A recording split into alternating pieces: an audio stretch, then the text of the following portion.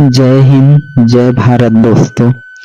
मथुरा भगवान श्री कृष्ण का जन्म स्थली और आज मैं इस वीडियो में आपको भगवान श्री कृष्ण के जन्मभूमि मथुरा और उससे संबंधित हर एक स्थान के बारे में डिटेल से जानकारी दूंगा कि आप यहाँ पर कैसे आ सकते हैं, रहने की जगह आपको कहाँ पर लेनी चाहिए, कौन कौन से स्थान है जिनको घूमना चाहिए और अंत में बात करेंगे हम संपूर्ण बजट की जो मुख्य है।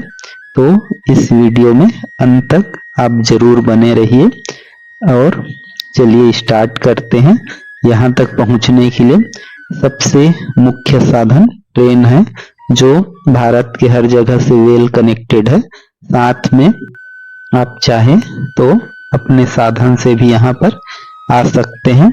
आवागमन की सुविधा बहुत ही अच्छी है, नेशनल हाईवे है यहाँ से हर एक जगह के लिए। यहाँ आप चाहे तो आगरा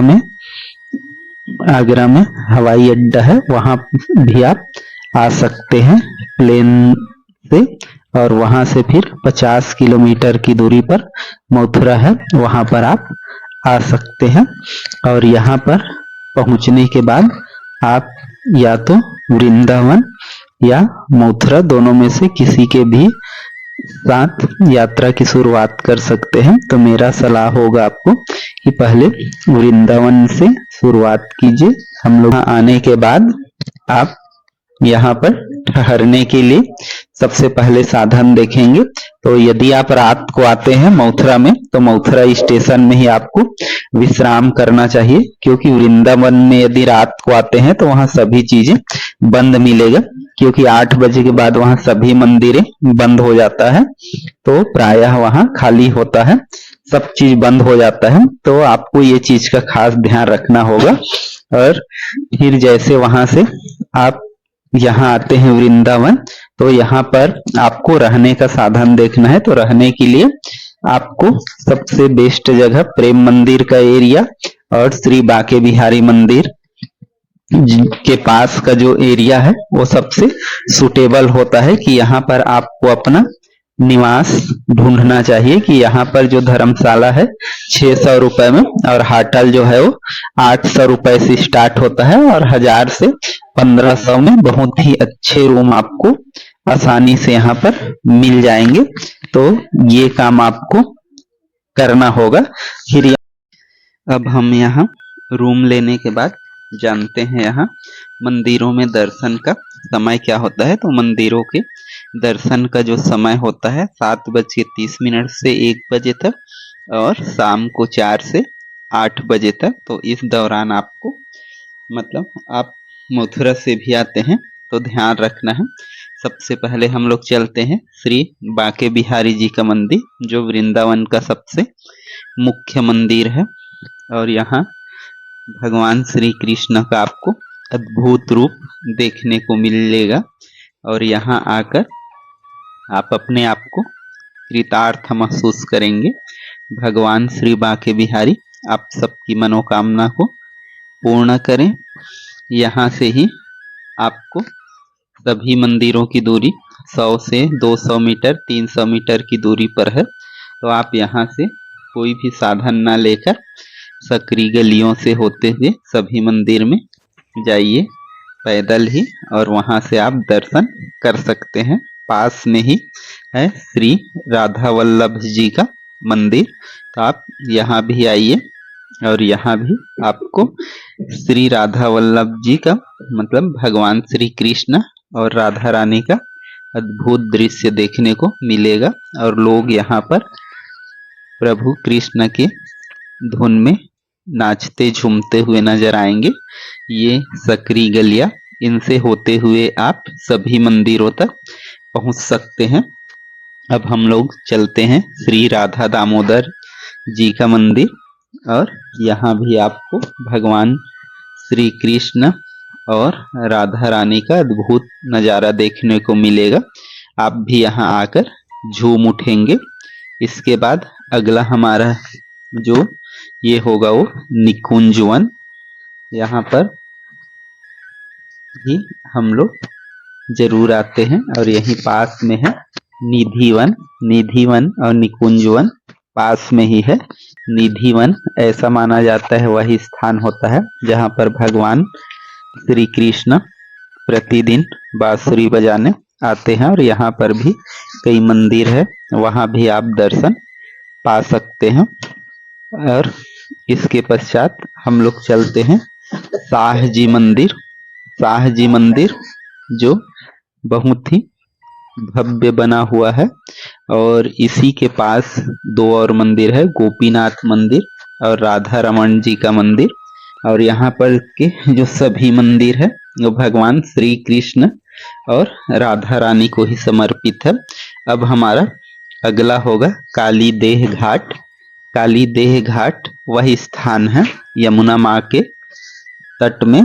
और यहीं पर भगवान श्री कृष्ण ने कालिया नाग का वध किया था। वध नहीं किया था, मतलब उसको यहाँ से दूर जाने के लिए किया था। तो यहाँ से फिर हम लोग आगे बढ़ते हैं और मदन मोहन मंदिर। मदन मोहन मंदिर बहुत ही भव्य और प्राचीन रूप से बना हुआ है। आप इसको देख सकते हैं कैसे भव्य रूप से बना हुआ है। यहाँ पर भी आप भगवान श्री कृष्ण जी का अद्भुत दर्शन पा सकते हैं। और ये कुछ ऊंचाई पर बना हुआ है और इसका आप सुंदरता देख सकते हैं। और यहाँ से फिर आप जो भी भोजन करना है वो आप कर सकते हैं, क्योंकि 1 बजे के बाद मंदिर बंद होते हैं। उस टाइम आप अपना भोजन ले सकते हैं। कई सारे यहाँ पर आपको दुकान मिलेंगे, वहां से आप ले सकते हैं। और कुछ देर आप विश्राम भी कर सकते हैं अपने रूम में वापस जाकर। और जैसे ही फिर शाम होता है तो हम फिर से यात्रा की शुरुआत करते हैं, क्योंकि 4 बजे पुनः सभी मंदिर खुलता है। तो सबसे पहले हम लोग चलते हैं माँ वैष्णो देवी का मंदिर, जिसमें माता का भव्य मूर्ति बना हुआ है और झरना बह रहा है। और उसके जस्ट नीचे में हम लोग देखेंगे कि भव्य प्रांगण है और वहां पर माता वैष्णो देवी का मंदिर है। और इसके बाद हमारा अगला जो मंदिर यात्रा होगा प्रियकांत जी का मंदिर। ये भी देख सकते हैं कितना भव्य और सुंदर होगा। और सबसे आखिर में जब रात के समय, शाम के समय हो, तो प्रेम मंदिर मैं आपको सजेस्ट करूंगा कि प्रेम मंदिर आप रात के समय ही आइए। दिन के समय दूसरे मंदिर को घूमे तो इनका नज़ारा देख सकते हैं। इसमें लाइटिंग में ही सबसे मुख्य रूप से इसका नज़ारा आपको देखने को मिलेगा। तो क्योंकि दिन में तो ये बिल्कुल वाइट कलर का है। और यहाँ पर वाटर शो भी होता है, तो वो भी यहाँ पर आप देख सकते हैं। भगवान श्री कृष्ण का ये गोवर्धन पर्वत को उठाए हुए, ये आपको बिल्कुल मंत्र मुग्ध कर देगा। और भगवान श्री कृष्ण के जीवन की सभी स्थितियों को दिखाए हुए पास में ही इस्कॉन टेम्पल है, वहां पर भी आप दर्शन कर सकते हैं, जो भव्य रूप से बना हुआ है। प्रकार से आप सभी मंदिरों को पूरे दिन भर में आप घूम सकते हैं यहाँ। और पूरे मंदिरों को घूमने के बाद रात्रि को विश्राम करके अगले दिन मथुरा के लिए प्रस्थान करेंगे। जय श्री बांके बिहारी। सभी 2 जगह को कंप्लीट कर लेते हैं। फिर अगले दिन रात को विश्राम के बाद सुबह निकल जाइए मथुरा के लिए। मथुरा के लिए ऑटो आपको मिल जाएगा आसानी से, जो 700 से 800 रुपए लेता है और आपको हर एक स्थानों की यात्रा कराएगा। तो हम लोग आते हैं मथुरा और रास्ते में ही आपको पड़ेगा कांच मंदिर, जो बहुत ही सुंदर और भव्य बना हुआ है। अंदर में छोटे छोटे कांच के टुकड़ों से निर्मित ये भव्य मंदिर है। तो यहाँ पर आप दर्शन कर सकते हैं। और आगे 2 किलोमीटर पश्चात पागल बाबा का मंदिर है, यहाँ भी आप दर्शन कर सकते हैं इसी प्रांगण में। और भी कई देवी देवताओं का मंदिर है जिनका दर्शन भी आप कर सकते हैं। और यहाँ से फिर आप आगे बढ़ सकते हैं, जहां से आपको मिलेगा बिरला मंदिर, जो अपनी बनावट के कारण मशहूर है और बहुत ही खूबसूरत मंदिर है। तो यहाँ आपको दर्शन जरूर करना चाहिए और ये मथुरा के भव्य मंदिरों में से एक है। फिर हम लोग पहुंचेंगे मथुरा नगरी मुख्य श्री द्वारिकाधीश मंदिर और यहाँ पर मथुरा का ये सबसे प्रसिद्ध मंदिर है और यहाँ पर आपको भगवान श्री कृष्ण और राधा जी का आपको दर्शन से भाव विभोर हो जाएंगे आप। ये मंदिर कई कलरों में बना और भव्य मंदिर है। फिर यहाँ से आप आगे बढ़िए और यहाँ से आ जाएंगे फिर विश्राम घाट। यहाँ पर ये माना जाता है कि भगवान श्री कृष्ण कंस का वध करने के बाद यहीं पर विश्राम किए थे, इसलिए इसको विश्राम घाट बोला जाता है। और यहाँ पर और भी कई सारे मंदिर है और ये यमुना का तट है। यहाँ से आपको बोट भी मिल जाएगा, तो यहाँ से आप चाहे तो बोटिंग भी कर सकते हैं और माँ यमुना के विभिन्न घाटों से दूर से इसका नज़ारा आप देख सकते हैं कि मथुरा नगरी कैसे दिखाई देता है माँ यमुना से बोटिंग से।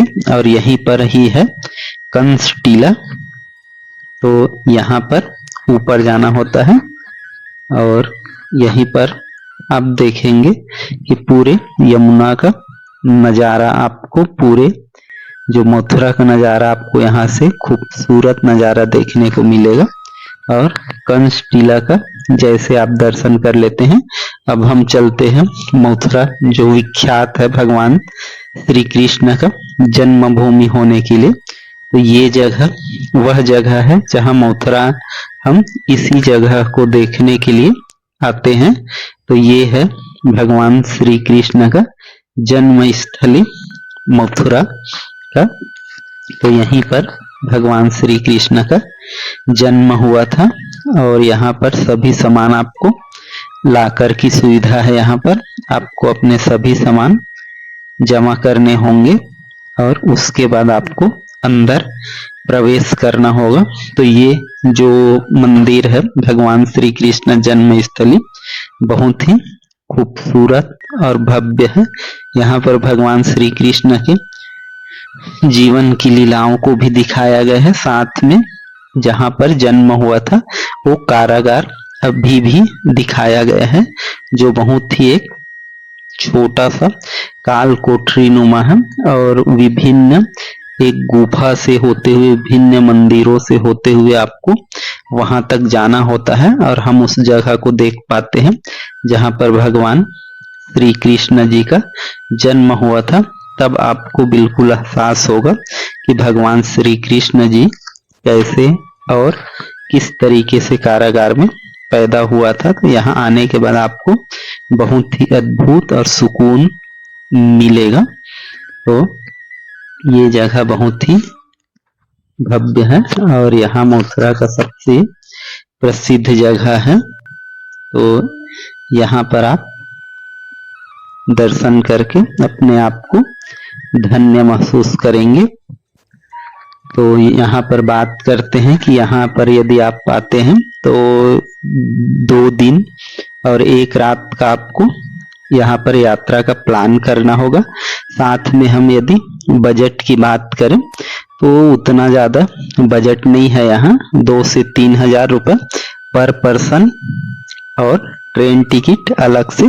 तो इतने में आप यहाँ की यात्रा बिल्कुल आराम से अच्छे से कर सकते हैं और बाकी आप अपने बजट हिसाब से आगे और कर सकते हैं।